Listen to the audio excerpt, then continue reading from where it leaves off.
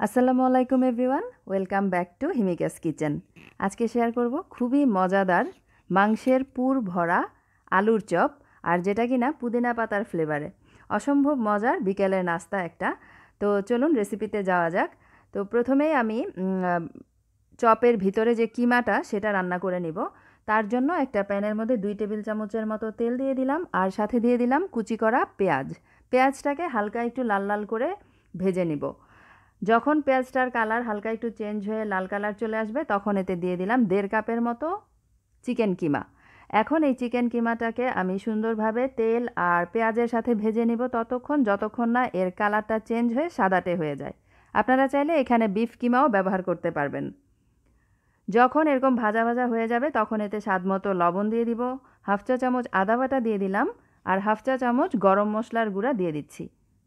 এবার একটু নেড়ে মিশিয়ে নিচ্ছি। এরপরে এতে খুবই সামান্য পরিমাণে পানি অ্যাড করে দিব, কারণ চিকেন কিমা সিদ্ধ হতে খুব একটা সময় লাগবে না, তাই পানির পরিমাণটাও বুঝে কম করে দিতে হবে। আর আমি এই কিমাটা রান্নাতে কোনো ধরনের হলুদ ব্যবহার করছি না, তবে আপনারা কালার যদি চান সেক্ষেত্রে সামান্য একটু হলুদ দিতে পারেন। দিয়ে দিলাম একটু লাল মরিচের গুঁড়া আর 2টো কাঁচামরিচ কুচি। আর ঝালটা যে যেমন খাবেন তাই বুঝে অ্যাডজাস্ট করে নেবেন। এবারে ঢেকে দিব আর রান্না করে নেব 4 থেকে 5 মিনিটের জন্য। 5 মিনিট পরে ঢাকনা তুলে নিয়েছি। আমার কিমাটা কিন্তু সেদ্ধ হয়ে গেছে, আর পানিটাও শুকিয়ে গেছে দেখতে পাচ্ছেন। এ পর্যায়ে কিছুটা পুদিনা পাতা কুচিয়ে আমি ছিটিয়ে দিলাম, আর এক্সট্রা যেই পানিটা আছে সেটাকে এখন শুকিয়ে চুলা থেকে কিমাটাকে নামিয়ে নিব, আর এটাকে পুরোপুরি ঠান্ডা করে নিব। আর 2টো মিডিয়াম সাইজের আলুকে আমি আগেই সিদ্ধ করে ম্যাশ করে নিয়েছি। এখন এতে দিয়ে দিচ্ছি হাফ চা চামচ ভাজা জিরার গুঁড়া আর চিলি ফ্লেক্স হাফ চা চামচ পরিমাণ, স্বাদ মতো লবণ দিয়ে দিলাম, আর কোয়ার্টার চা চামচ কালো গোলমরিচের গুঁড়া দিয়ে দিলাম। আর দিয়ে দিব পুদিনা পাতা কুচি 1 টেবিল চামচ পরিমাণ। চাইলে আপনারা পুদিনা পাতার সাথে ধনে পাতা কুচিও ব্যবহার করতে পারবেন। এবারে সব একসাথে ভালোভাবে মিশিয়ে নিচ্ছি। ভর্তাটা রেডি হয়ে গেছে। এখন এই আলুর চপটাকে আমি কোট করব ডিম আর ব্রেড ক্রাম্ব দিয়ে। তো ডিমটাকে আমি একটু প্রসেস করে নিব। তার জন্য 2টো ডিম একটা বাটিতে নিয়ে সামান্য একটু লবণ দিয়ে আমি একটু ফেটিয়ে নিচ্ছি।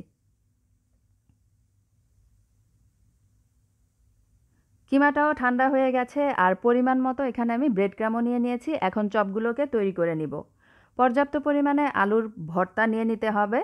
আর চপের সাইজটা যে যেমন করবেন পছন্দ অনুযায়ী সাইজটাকে ছোট বড় করতে পারেন। তো আমি কিছুটা আলুর চপ নিয়ে আলুর ভর্তা নিয়ে একটু বাটির মতো করে নিলাম, আর এর মাঝে আমি পরিমাণ মতো চিকেন কিমাটা দিয়ে দিচ্ছি। কিমাটা কিন্তু খুব বেশি দেওয়া যাবে না, এমনভাবে দিতে হবে যেন আলুটা দিয়ে পুরোপুরি এটাকে কভার করে দেওয়া যায়। পুরটা যেন মাঝখানে থাকে সেইভাবে করে বুঝে তারপরে কিমাটা এই আলুর চপের ভিতরে দিতে হবে। আর সুন্দরভাবে এটাকে সিল করে দিতে হবে, আর চারিদিক থেকে চেপে চেপে স্মুথ একটা গোল শেপের চপ তৈরি করে নিতে হবে। আশা করি আপনারা দেখেই বুঝতে পেরেছেন। এখন চপটাকে ডিমে ডুবিয়ে নিব, তারপরে ব্রেড ক্রামে গড়িয়ে নিব। আপনারা চাইলে এটাকে ডাবল কোটও করতে পারেন, মানে ব্রেড ক্রাম থেকে তুলে আবারও ডিমে দিয়ে আবারও ব্রেড ক্রামে গড়িয়ে নিতে পারেন, তবে আমি আজকে সিঙ্গেল কোটই করছি। আর আপনারা চাইলে কিন্তু এই পর্যায়ে এটাকে ফ্রোজেনও করতে পারেন 3 মাসের জন্য। ঠিক এইভাবেই চপগুলোকে জিপলক ব্যাগে অথবা কোনো বক্সে ভরে ডিপ ফ্রিজে রেখে দিতে পারেন। জাস্ট যখন খাবেন তখন বের করে গরম তেলে ভেজে নিলেই হয়ে যাবে।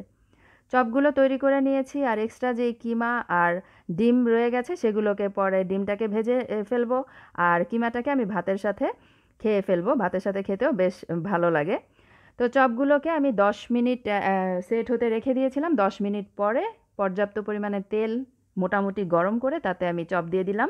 3টা চপ দিয়েছি, একবারে সবগুলো দিব না, তাহলে আবার ভেঙে যেতে পারে।